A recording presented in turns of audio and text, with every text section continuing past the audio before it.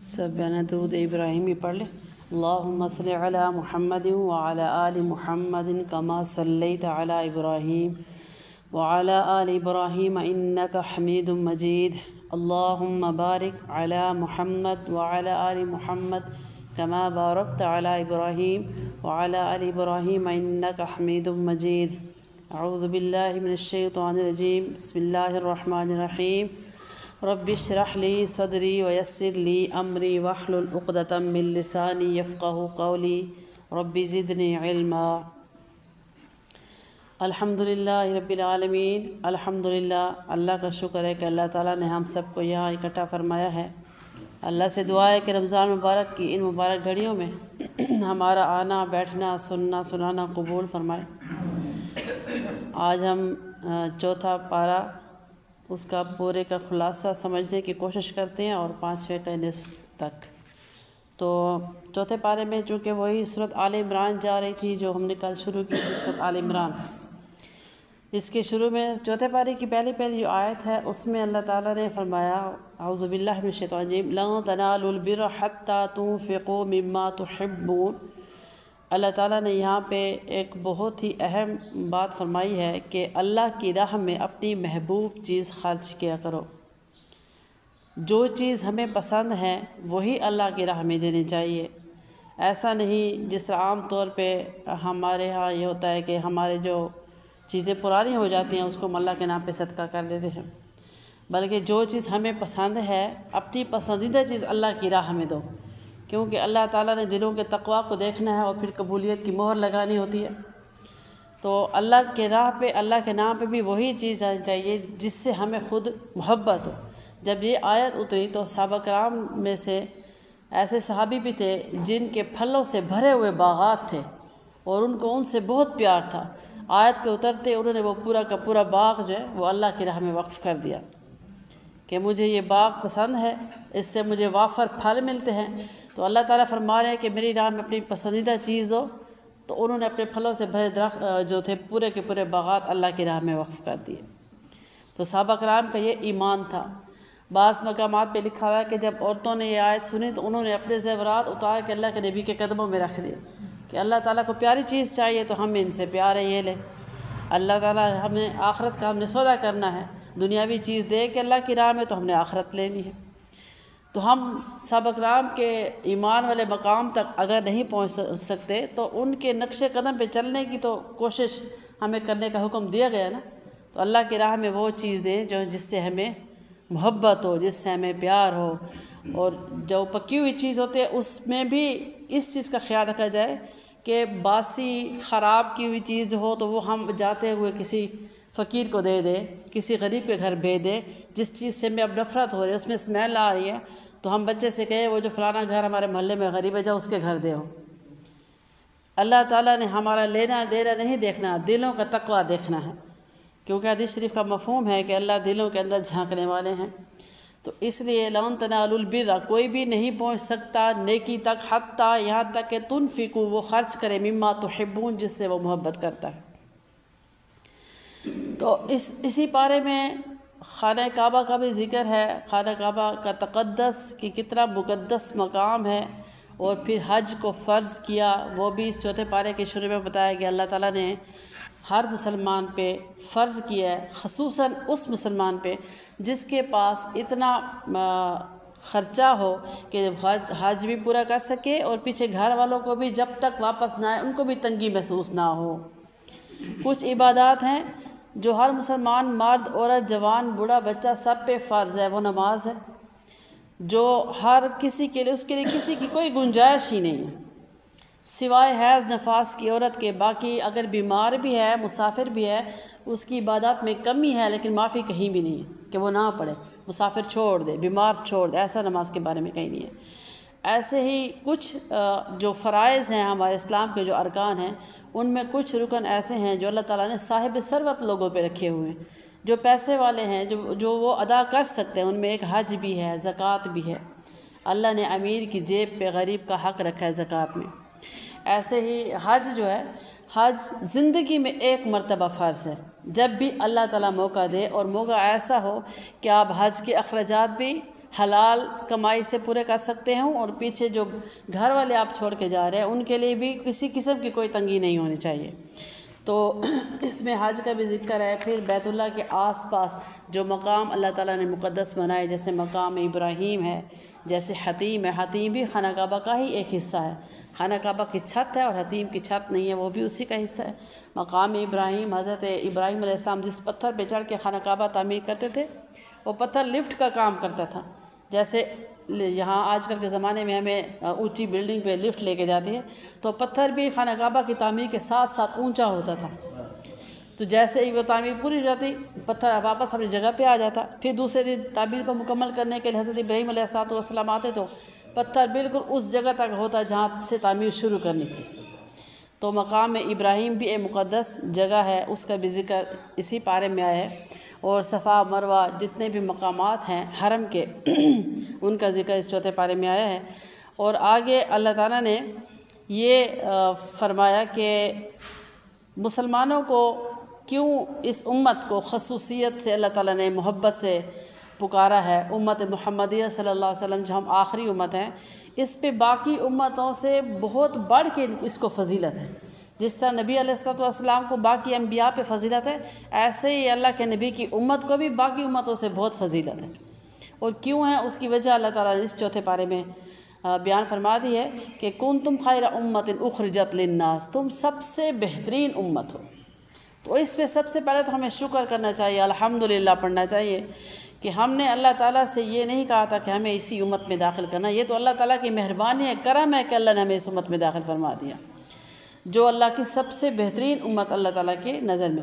تو فرما رہے ہیں کہ کنتم خیر امت، آپ ایک بہترین امت ہو، اس لیے اخرجت للناس، نکالی گئی لوگوں میں ایک خاص خصوصیت کی وجہ سے، تأمرون بالمعروف وتنہون عن المنکر، کہ اس امت میں خاص وصف ہے کہ نیکی کا حکم کرتی ہے اور برائی سے روکنے والی ہے۔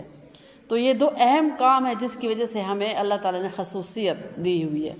تو ہمیں چاہیے کہ ان دو کاموں کو ہم سنبھال کے تھام کے رکھیں، نیکی کا حکم کرتے رہیں، برائی سے روکتے رہیں۔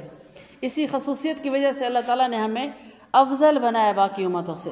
جو بھی کام ہم نے کرنا دوسروں کو بھی بتانا، جس کام کا ہمیں سمجھ آ گیا کہ یہ گناہ ہے، اللہ تعالیٰ کے حکم کے منافی ہے، اس کو دوسروں کو بھی روکنے کی کوشش کریں۔ یہ نہیں کہ کرتا ہے تو کرے، میں تو نہیں نقصان ہو رہا، اس کا نقصان ہو رہا ہے، بلکہ یہ ہمیں ایمان کا سب سے کم ترین درجہ بتایا گیا ہے کہ برے کام کو دل سے برا سمجھنا کم ترین درجہ ہے۔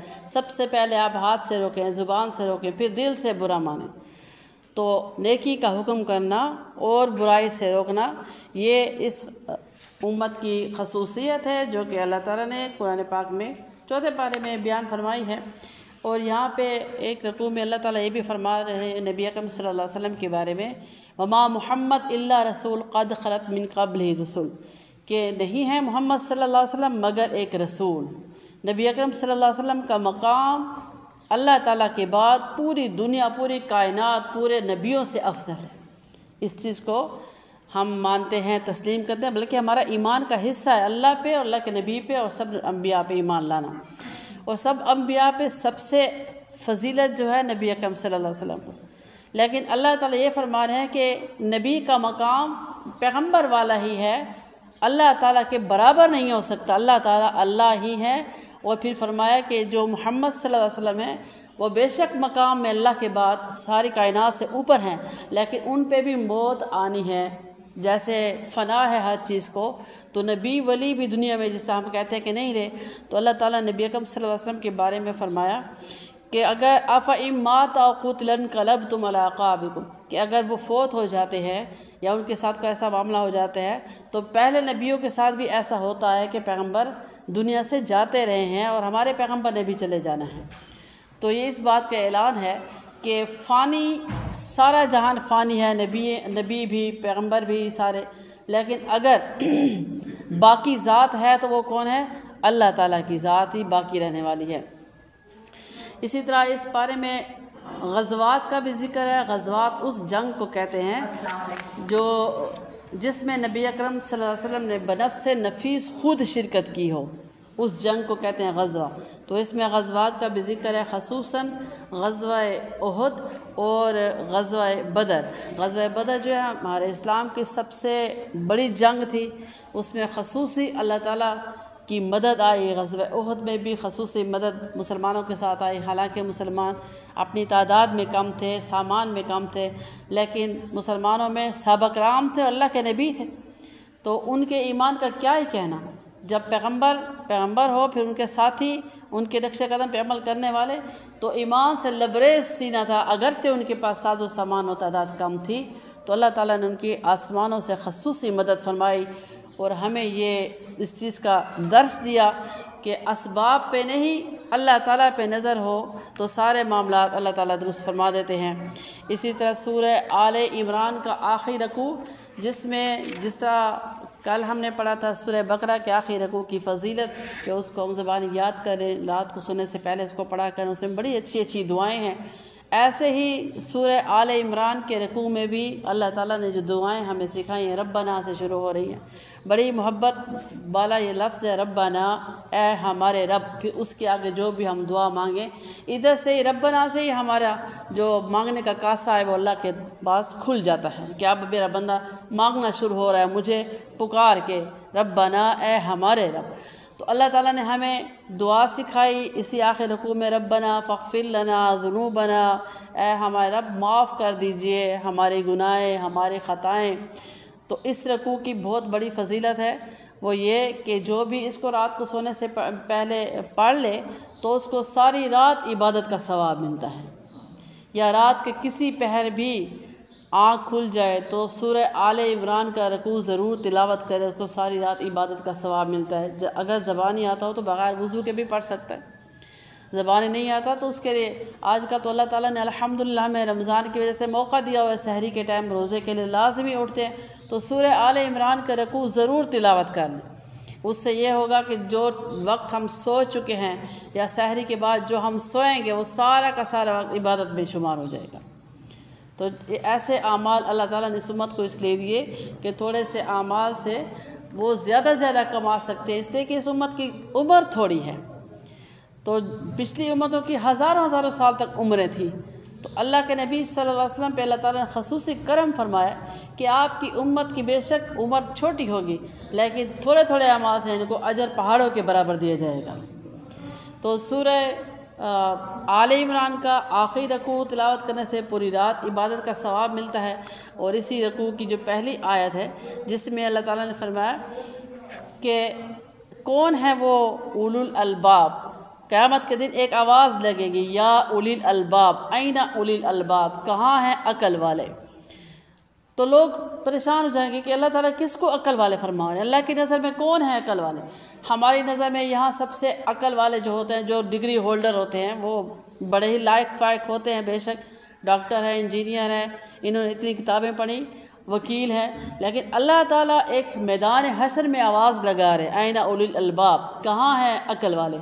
تو ان کا اللہ تعالیٰ نے اس رکوع میں ڈیفائن کیا ہے، واضح کیا ہے کہ کون ہے میری نظر میں، الذین یذکرون اللہ قیاما وقعودا وعلی جنوبہم، میری نظر میں عقل والے وہ ہیں جن کو اولو الالباب کہا جائے گا، جنہوں نے دنیا میں ذکر کیا تھا کھڑے ہوئے، بیٹھے ہوئے، لیٹے ہوئے، ہر حال میں اللہ کو پکارا تھا۔ تو اتنی آسانی اللہ نے دی کہ جو لیٹ کے بھی وعلی جنوبہم کا بھی یہاں پہ ذکر ہے کہ جنہوں نے لیٹے ہوئے بھی اللہ کا ذکر کیا۔ حدیث شریف میں ہے کہ جو نرم بستروں پہ اللہ کا ذکر کرتے ہیں کل قیامت کے دن نور کے ممبروں پہ بیٹھے ہوئے ہوں گے۔ تو کتنی آسانی الحمدللہ اللہ تعالیٰ نے ہمیں اتنا اچھا صاف شفاف دین سے نوازا ہے، ہم لیٹ کے بھی ذکر کریں تو اللہ تعالیٰ ہمیں نور کے ممبر عطا فرما رہے ہیں۔ تو بہت ہی سستا سودا ہے اللہ تعالیٰ نے جو ہمارے ساتھ کیا ہے، چھوٹے چھوٹے اعمال پہ اتنے اپنی رضا اور اتنے بڑے بڑے اجر عطا فرمائے۔ تو اولو الالباب کے جھنڈے کے نیچے وہی آئیں گے جنہوں نے دنیا میں ذکر کیا ہوگا جس حالت میں بھی۔ اب ذکر ایسی عبادت ہے جس کے لیے نہ تو وضو کی ضرورت ہے اور نہ ہی اس کے لیے پاک ہونے کی شرط ہے کہ عورتیں پاکی کی حالت میں ذکر کر سکتے، ناپاکی میں نہیں کر سکتی، بلکہ یہ اللہ تعالیٰ نے کھلے عام ایک ہمیں میدان دیا ہے۔ اس میں ہم بس مقصد یہ ہے کہ ہماری زبان ذکر سے تر رہے، ہمارا دل کا تعلق اللہ سے جڑا رہے، ہر حال میں۔ اس لیے اللہ تعالیٰ نے ہمیں یہ آسانی عطا فرمائی ہے کہ بندہ ایک لمحے کے لیے بھی مجھ سے غافل نہ ہو، اس کے لیے آسانی ہے، وہ ہر حال میں ذکر کر سکتے ہیں۔ اب بعض بہنیں پوچھتی ہیں سوال ہے کہ ہم تسبیح کو ہاتھ لگا سکتے ہیں، یہ جو شمار کرتے ہیں اس پہ ہم ذکر ان کو ہاتھ لگا سکتے ہیں؟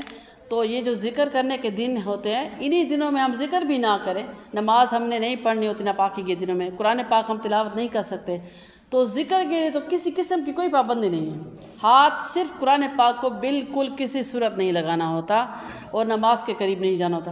باقی کے جتنے بھی ذکر کے ذرائع ہیں، تسبیح ہے یا کھجور کی گٹھلیوں میں پڑھنا ہے یا کسی بھی چیز میں پڑھنا ہے، اس کے لیے ہم پڑھ سکتے ہیں اور ہر قسم کا ذکر کر سکتے ہیں، کلمہ طیبہ بھی، درود شریف بھی، تیسرا کلمہ استغفار۔ تو ذکر کی اللہ نے یہاں اس بارے میں تعریف فرمائی اور آگے فرمایا وَيَتَفَكَّرُونَ فِي خَلْقِ السَّمَاوَاتِ وَالْأَرْضِ، اور وہ لوگ جو اللہ کی تخلیق پہ غور کرتے ہیں، فکر کرتے ہیں، وَيَتَفَكَّرُونَ، اللہ کی تخلیق پہ غور کرتے ہیں کہ یا اللہ آپ نے آسمان کتنا پیارا بنایا، کسی پھول کو دیکھا تو اس میں اللہ کی نشانی یاد آ گئی، کسی بھی چیز کو دیکھیں تو دل میں اللہ یاد آ گیا، ذہن میں اللہ آ گیا۔ جس نے اللہ کے بارے میں، تخلیق کے بارے میں سوچ لیا، اس کو 70,000 بغیر ریا کی عبادت کا ثواب ہے۔ بغیر ریا کا مطلب ہوتا ہے ہم جو بھی عبادت کرتے ہیں ہمارے دل میں ہوتا ہے کہ کاش ہمیں کوئی دیکھ لے، ہماری واہ واہ ہو جائے، ہماری تعریف ہو جائے۔ شیطان دل میں کھٹکا ڈالتا ہے کہ نماز پڑھ رہی ہو، فرض نماز کے بارے میں تو حکم ہے کہ سارے بندوں کے سامنے پڑھی جائے تاکہ سب کو یاد آ جائے۔ نفل کے بارے میں حکم ہے کہ چھپ کے پڑھی جائے، جتنا ہو سکے چھپ کے پڑھو گے۔ اللہ اور بندے کا معاملہ ہے، کوئی فرض تو نہیں ہے نفل، یہ اللہ اور بندے کا معاملہ ہے۔ تو جب ہم نفل پڑھتے ہیں تو دل میں شیطان ڈالتا ہے کہ تھوڑا سب کے سامنے پڑھو تاکہ سب تمہیں دیکھیں تو صحیح تم نفل پڑھ رہی ہو۔ تو یہ جو شیطان ڈالتا ہے اس کو کہتے ہیں ریاکاری کرنا، دکھاوا کرنا۔ اللہ تعالیٰ اپنی تخلیق پہ غور کرنے سے اللہ کی یاد جو تازہ ہوتی ہے اس پہ بغیر ریا کے 70,000 اس سال عبادت، جو کہ ہماری عمر ہو ہی نہیں سکتی 70,000 تک، تو اس کا ثواب دے رہے ہیں۔ جیسے بنی اسرائیل قوم کی واقعہ آتا ہے کہ ایک شخص اپنے صحن میں لیٹا ہوا رات کے وقت ستاروں کو دیکھ رہا تھا، مشہور واقعہ، اور اس نے دل میں سوچا یا اللہ آپ نے کتنے ستارے بنائے، آسمان بھرا ہوا۔ پھر دل میں سوچا کہ میرے گناہ تو اس سے بھی زیادہ ہیں۔ پھر خیال آیا کہ جتنے میرے گناہ ہیں ستاروں سے بھی زیادہ، اللہ تعالیٰ کی رحمت میرے گناہ اور ستاروں ان سب سے زیادہ ہے، وہ معاف کر دے گا۔ خود کو کہا تو چونکہ بنی اسرائیل قوم میں پیغمبر زیادہ تھے، حضرت موسیٰ علیہ السلام بھی اسی قوم میں سے تھے، تو اللہ تعالیٰ سے جب حضرت موسیٰ علیہ السلام کی ملاقات ہوئی، فرمایا موسیٰ علیہ السلام اس شخص کو جا کے خوشخبری سنائے جو اس نے سوچا، ستاروں کو دیکھ کے اپنے گناہوں کو سوچا، پھر میری رحمت کو اس سے بھی زیادہ سوچا تو ہم نے معاف کر دیا۔ تو ایسے ہی اللہ تعالیٰ کی تخلیق کو سوچنا، وَتَفَكَّرُونَ فِي خَلْقِ السَّمَاوَاتِ وَالْأَرْضِ۔ آگے اللہ تعالیٰ فرماتے ہیں کہ انسان کے منہ سے جب یہ نکلتا ہے ربنا ما خلقت ھذا باطلا، اے میرے رب آپ نے کیا ہی پیاری چیز بنائی ہے، کیسی خوبصورت تخلیق کی ہے، تو ان الفاظ پہ اللہ تعالیٰ کی رحمت جو انسان کے اوپر پڑتی ہے اس کو ہم سوچ نہیں سکتے۔ سبحانک فقنا عذاب النار، تو اللہ پاک فرماتے ہیں تخلیق دیکھنے کے بعد یہ کہہ دیا کرے کہ پاک ہے میرے رب، اے اللہ ہمیں عذاب سے بچا لے، آگ کے عذاب سے۔ تو اسی وقت جیسے ہی خیال آتا ہے تو ہم اللہ تعالیٰ کی رحمت کو سوچ کے اپنے گناہوں کی معافی مانگ لیں، دوزخ کی آگ سے پناہ مانگ لیں، کیونکہ اللہ تعالیٰ کی رحمت جوش میں ہوتی۔ اگلی سورہ ہے سورۃ النساء۔ سورۃ النساء، نساء کہتے ہیں عربی میں، اس کا لفظ کا مطلب ہے عورت۔ عورت کے نام پہ اللہ تعالیٰ نے یہ سورہ نازل فرمائی ہے، اور یہ عورت کا بہت بڑا مقام ہے جس کو اللہ تعالیٰ نے ہمیں عطا فرمایا ہے کہ پورے قرآن پاک میں کوئی بھی ایسی سورہ نہیں ہے جس کا نام رجال ہو، یعنی مرد۔ تو سورۃ النساء پڑھنے سے ہی عورت کی فضیلت کا اندازہ ہو جاتا ہے کہ اسلام میں اللہ تعالیٰ نے عورت کو کیا مقام عطا فرمایا۔ تو سورۃ النساء میں زیادہ تر جو مسائل ہیں وہ عورتوں ہی کے بارے میں ہیں، اور یہاں پہ سب سے پہلے تو اللہ تعالیٰ نے جو حکم فرمایا ہے وہ یہ ہے کہ مرد کو 1 سے 4 شادیوں کی اجازت دے دی گئی، اور پھر ساتھ یہ پابندی بھی لگائی کہ اگر آپ انصاف نہیں کر سکتے فَإِنْ خِفْتُمْ، اگر مردوں کو اللہ مخاطب ہیں کہ اگر آپ کو اس بات کا ڈر ہے، فَإِنْ خِفْتُمْ ڈر ہے، تو اللہ تعدلوا کہ آپ انصاف نہیں کر سکیں گے، اعتدال نہیں کر سکیں گے، فواحدہ بس ایک ہی کافی ہے۔ اجازت بھی دی اور پابندی بھی لگائی کہ انصاف کا ڈر ہے تو ایک ہی کافی ہے، اور انصاف کرنے پہ قادر ہے، اس کو پتہ ہے کہ میں انصاف سے چل سکوں گا۔ پھر اللہ تعالیٰ نے مرد کو 4 شادیوں کی اجازت دی۔ اس میں جیسے ہمارے ہاں یہ مشہور جملہ بولا جاتا ہے کہ بیوی سے اجازت لی ہے، بیوی سے اجازت ہونا ضروری ہے، اجازت بیوی سے لے لے کہ کسی قسم کی کوئی ہے نہیں، جب اللہ نے فرما دیا کہ وہ کر سکتا ہے مثنا و ثلاث و رباع، 2 کرے، 3 کرے، 4 کرے، تو اس کی بیوی کو یہ بالکل حق نہیں کہ اس کو منع کرے یا اس کی راہ میں کوئی روڑے اٹکائے، کیونکہ اللہ تعالیٰ کی طرف سے اس کو اجازت ہے۔ اگر وہ انصاف نہیں کرے گا تو اللہ کے ہاں خود جواب دہ ہوگا، تو یہ مرد کی اپنی جواب دہی ہے۔ عورتیں اس قسم کے معاملات میں جہاں اللہ کا حکم آ جائے تو نہیں منع کر سکتی۔ ہاں پھر آگے اللہ تعالیٰ نے یہ بھی فرمایا وَآتُوا النِّسَاءَ صَدُقَاتِهِنَّ نِحْلَةً، عورتوں کو مہر دو، خوشی خوشی دو، ان کو مہر ادا کرتے وقت تانا زنی اس قسم کے تانے نہیں دے کہ آپ کے والدین نے اتنا زیادہ مہر کیوں رکھوایا، میں نہیں دے سکتا، یا یہ جملے بھی سننے کو آتے ہیں، بچیاں کہتی ہیں کہ ہمیں شوہر کہتے ہیں کہ اتنی قیمت کی تو تم نہیں تھی جتنا تمہارا مہر رکھا گیا۔ یہ سارے وہ جملے ہیں جو اس کے دل کو توڑنے والے ہیں، اس سے اللہ نے منع فرمایا۔ اور نحلہ کا لفظ آگے اللہ فرماتے ہیں کہ ہنی مریا، خوشی سے ایسا ادا کرو کہ جس میں تمہارے دل کی خوشی ہو، اس لیے مہر کے لیے کوئی قید نہیں ہے۔ ہاں حدیث شریف میں یہ ہے کہ سب سے بہترین نکاح وہ ہے جس کا مہر ہلکا ہو، تو جو لڑکا ہوتا ہے اس کی استطاعت کو دیکھ کے مہر رکھا جائے، اگر والدین جتنا بھی رکھیں ان کو منع نہیں ہوتی، ویسے شریعت میں منع نہیں ہے۔ تو اللہ تعالیٰ فرما رہے ہیں کہ خوشی خوشی مہر دو۔ اسی پارے میں اللہ تعالیٰ نے وراثت کے بھی حکم عطا فرمائے، میراث وراثت کی تقسیم کیسے ہوگی، فوت ہونے والے کے بچے ہیں تو کیسے تقسیم ہوگی، فوت ہونے والے کے بچے نہیں ہیں تو اس کی وراثت کیسے تقسیم ہوگی، اس کے بہن بھائی ہیں تو کیسے تقسیم ہوگی، لفظ بلفظ ترجمہ جو ہوتا ہے تو وہ اس میں سارا بتایا جاتا ہے۔ یہ تو خلاصہ ہے، تو خلاصے میں یہ کہ اس میں وراثت کی تقسیم کا بھی ذکر ہے سورۃ النساء میں۔ اگر فوت ہونے والا مرد ہے یا عورت ہے، اس کے اولاد نہیں تھی تو بہن بھائی بھی نہیں ہیں، تو پھر اس کی میراث کیسے تقسیم ہوگی، تو اس کا بھی یہاں پہ احوال دیا گیا ہے۔ اور آگے اللہ تعالیٰ نے اس بات پہ مردوں کو زور دیا ہے کہ اپنی بیویوں کے ساتھ وعاشروہن بالمعروف، کہ اچھے طریقے سے ان کے ساتھ نباہ کرو، حت الوسع اپنی بیوی کے ساتھ اچھے طریقے سے نباہ کرو۔ اللہ تعالیٰ فرماتے ہیں فَإِن كَرِهْتُمُوهُنَّ فَعَسَىٰ أَن تَكْرَهُوا شَيْئًا، اللہ فرماتے ہیں کہ اگر آپ کو اپنی بیوی کی کوئی عادت ناپسند ہے کہ یہ عادت مجھے عورت کی ناپسند ہے یا اس سے کسی بھی بات کا مزاج میچ نہیں ہو رہا، تو اللہ تعالیٰ نے فرمایا کہ وَيَجْعَلُ اللَّهُ فِيهِ خَيْرًا كَثِيرًا، اپنی بیوی میں خیر کثیر ڈھونڈو، کوئی نہ کوئی خیر اس میں رکھی ہوگی، اللہ تعالیٰ نے آپ کے حق میں نکاح میں دیے تو اس میں خیر ڈھونڈو۔ مقصد یہ ہے کہ آخری حد تک اللہ تعالیٰ نباہ کرنے کا حکم دیتے ہیں مردوں کو کہ آخری حد تک نباہ کرنے کے لیے سوچو، اگر کوئی بھی بری عادت سامنے آ گئے تو اچھی عادتوں پہ نظر رکھیں۔ تو اسی پارے کے آخر میں نکاح کس سے ہو سکتا ہے کس سے نہیں ہو سکتا، اس کے بارے میں بھی اللہ تعالیٰ نے فرمایا کہ آپ پہ اپنی مائیں، بہنیں، بیٹیاں، اسی طرح بھتیجیاں، بھانجیاں یہ حرام کی گئی ہیں، ان سے نکاح نہیں ہو سکتا، یہ آپ کی محرم رشتے ہیں۔ اور پھر اس ماں کا بھی اللہ نے ذکر فرمایا جس کا کسی مرد نے دودھ پیا ہو بچپن میں، تو اس ماں کے جو بچے ہیں وہ بھی اس کے نکاح میں نہیں آ سکتے، وہ بھی اس کے بہن بھائی ہو گئے، اس کا بھی ذکر ہے چوتھے پارے کے آخر تک۔ پھر 5واں پارہ شروع ہوتا ہے تو 5ویں پارے کے شروع میں بھی یہی سورۃ نساء ہی جاری ہے، جس میں سورۃ نساء کے شروع میں یہاں پہ اللہ تعالیٰ نے مرد کو یہ احکام سونپنے کی فضیلت دی، الرجال قوامون علی النساء، کہ مرد اللہ پاک فرماتے ہیں عورتوں پہ حاکم ہیں، عورتوں کے بھی حقوق اللہ تعالیٰ نے تفصیل سے بیان کیے ہیں اس صورت میں۔ پھر یہ عورتوں کو بھی اللہ نے سمجھایا کہ گھر کا فیصلہ کرنا ہو، گھر کے جو بھی معاملات ہوں ان پہ حاکم مرد ہے، کیونکہ مرد کے ذمہ اللہ نے عورت کا نان نفقہ لگایا، اس کا خرچہ، اس کا کھانا پینا، دکھ سکھ، بیماری، کپڑا وغیرہ جو کچھ بھی ہے وہ مرد کے ذمہ ہے۔ جب اللہ تعالیٰ نے اس کے ذمہ یہ ایک بہت بڑی ذمہ داری لگائی ہے تو پھر اللہ تعالیٰ عورت کو بھی فرما رہے ہیں کہ اپنا حاکم مانو، گھر کا حاکم جو ہے وہ آپ کا مرد ہی ہے۔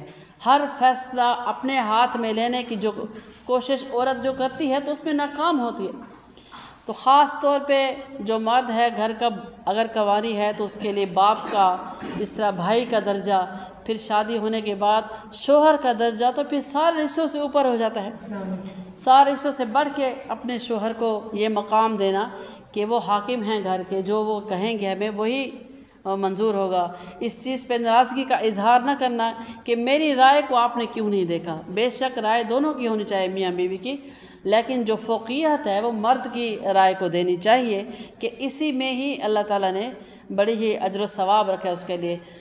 حالانکہ بعض گھروں میں ایسے ہوتی ہیں کہ عورتیں جو ہیں وہ علم میں، اپنی تعلیم میں اگر مرد سے آگے بھی ہیں، پھر بھی جو اللہ تعالیٰ کا حکم ہمارے آگے ہے اسی میں ہم نے ماننا ہے، کیونکہ ہم حکمت کے قائل نہیں، ہم حکم کے پابند ہیں۔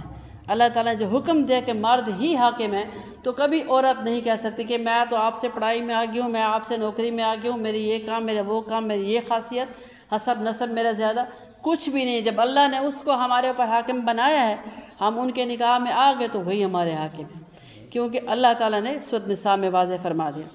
اسی طرح 5ویں پارے میں طہارت کا بھی بیان ہے، یعنی غسل اور وضو کا، کہ ایک ہمیں پاک کرنے والی چیز ہوتی ہے۔ سب سے پہلے اگر ناپاکی میں ہیں ہم تو غسل ہے، پھر غسل کے بعد ہم نے وضو کے لیے جب پاک ہونا ہوتا ہے اس کے لیے غسل ضروری ہے، وضو کے لیے، نماز کے لیے، عبادت کے لیے وضو کا ہونا ضروری ہے۔ ان دونوں کا طریقہ کار اللہ تعالیٰ نے قرآن پاک میں 5ویں پارے میں بیان فرما دیا ہے کہ جب آپ کو پانی نہ ملے اور آپ پہ غسل فرض ہو جائے تو کیسے آپ نے خود کو پاک کرنا ہے۔ اسی طرح وضو کے لیے پانی ہے کم ہے تو اس کے فرائض اللہ نے بتا دیے قرآن پاک میں ہی، کہ آپ نے سب سے پہلے اپنا چہرہ دھونا ہے، اور چہرہ دھونے کے بعد پھر دونوں بازو کوہنیوں تک، پھر وَامْسَحُوا بِرُؤُوسِكُمْ وَأَرْجُلَكُمْ إِلَى الْكَعْبَيْنِ، یہ 5ویں پارے میں ہے کہ اپنے سر کا پھر مسح کر لیں، پھر دونوں پاؤں دھو لیں۔ یہ چہرے دھونے سے جو ہمارا وضو شروع ہوتا ہے، اس سے ہمارے فرائض شروع ہو جاتے ہیں۔ یہ فرض ہیں، 4 فرض، تو یہ 4 فرض کا دھونا بہت ضروری ہے۔ اس سے پہلے جو ہم ہاتھ دھوتے ہیں، کلی کرتے ہیں، یہ سنتوں میں آ جاتے ہیں، اور سنت اس وقت ہم پوری کرتے ہیں جب ہمیں پتہ ہے کہ پانی ہمارے پاس وافر مقدار میں، ہم شروع سے وضو کریں۔ تو شروع سے وضو کرنے کا اپنا نور ہے، پانی کی کمی نہیں ہے تو شروع سے کریں۔ پانی کی کمی ہے، ہم سفر میں ہیں، تھوڑا پانی ہے، اگر وضو پہ لگ جاتا ہے تو پیاس کا خطرہ ہے، تو اس کے لیے پھر اللہ تعالیٰ نے 5ویں پارے میں سورۃ النساء میں واضح فرمایا کہ کیسے آپ نے وضو کرنا ہے اور کیسے غسل کرنا ہے۔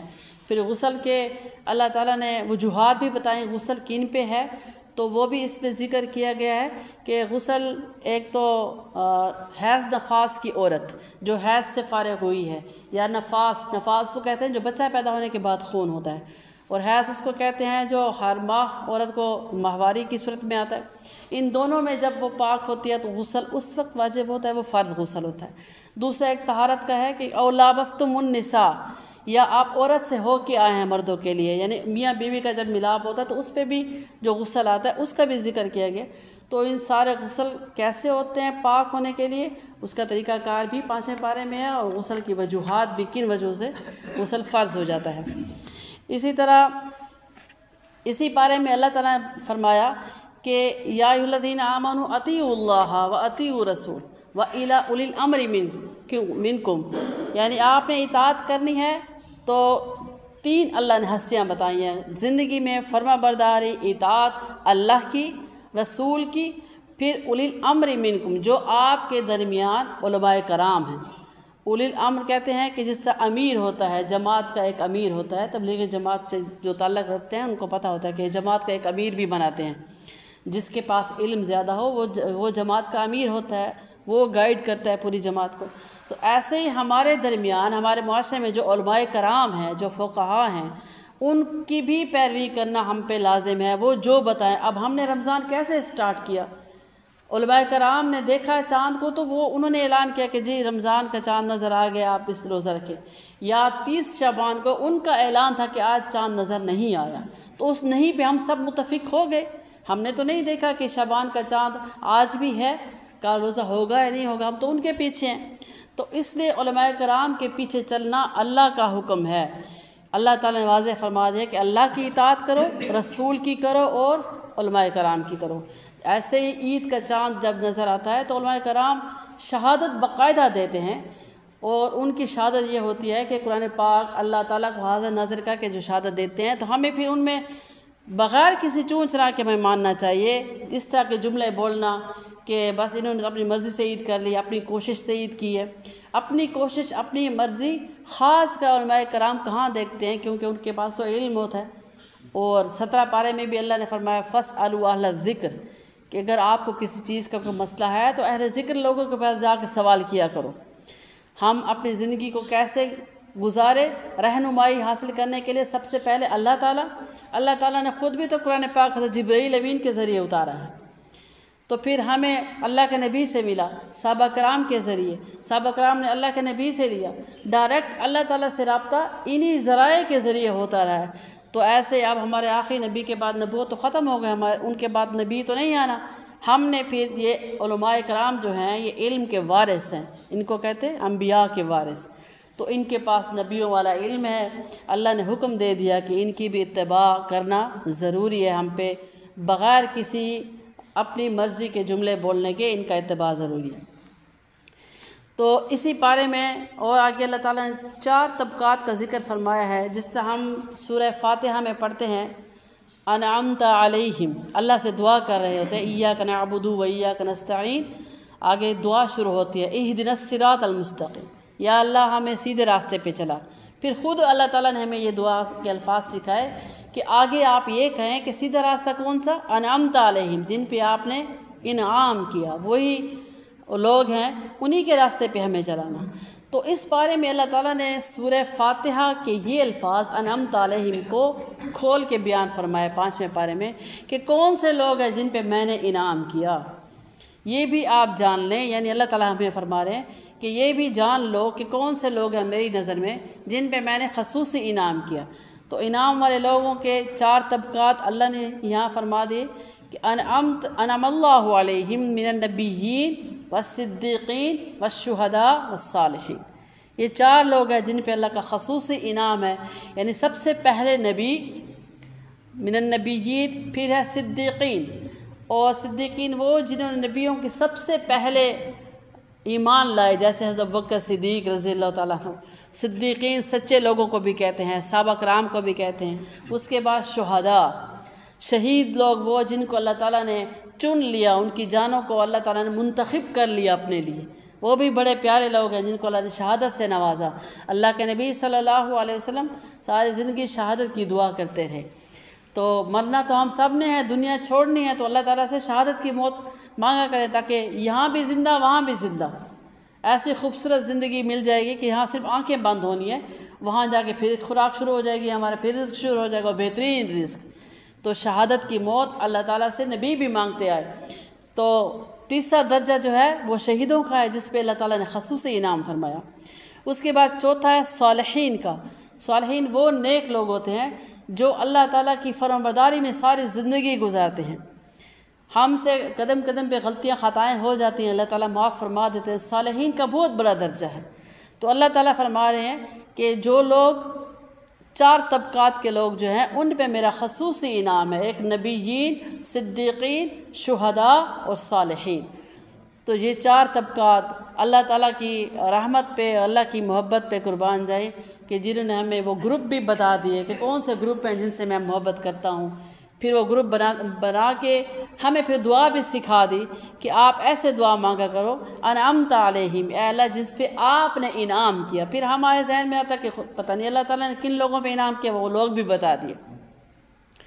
تو اس لیے سورہ فاتحہ میں انعمت علیہم کی دعا پڑھتے وقت ان 4 طبقات، ان 4 گروپوں کو ہم ذہن میں سوچا کریں کہ یا اللہ ان 4 میں سے کسی ایک میں ہمیں داخل فرما دے تو ہمارا بیڑا پار ہو جائے گا. تو یہ انعم اللہ علیہم من النبیین والصدیقین والشہداء والصالحین، یہ اللہ تعالیٰ نے 5ویں پارے میں ہمیں عطا فرمائے ہیں.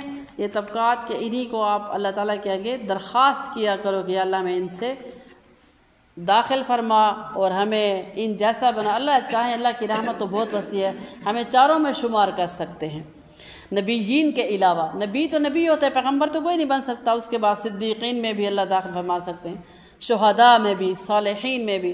اللہ کی رحمت بہت وسیع ہے. مانگتے وقت ہمیں اللہ تعالیٰ سے بہت کچھ مانگنا چاہیے. ہمارے ذہن بہت چھوٹے ہیں. اس لیے اللہ تعالیٰ سے جو بھی مانگے اللہ اسی میں داخل فرما دیتے ہیں۔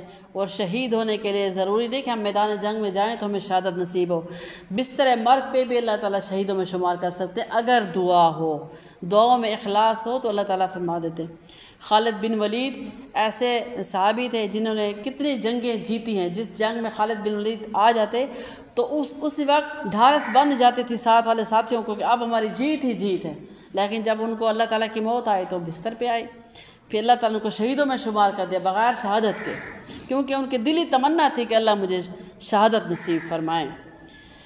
تو 5ویں پارے کا جو نصف تھا اس تک یہاں تک یہ پوری ہو گئی، اور اس نصف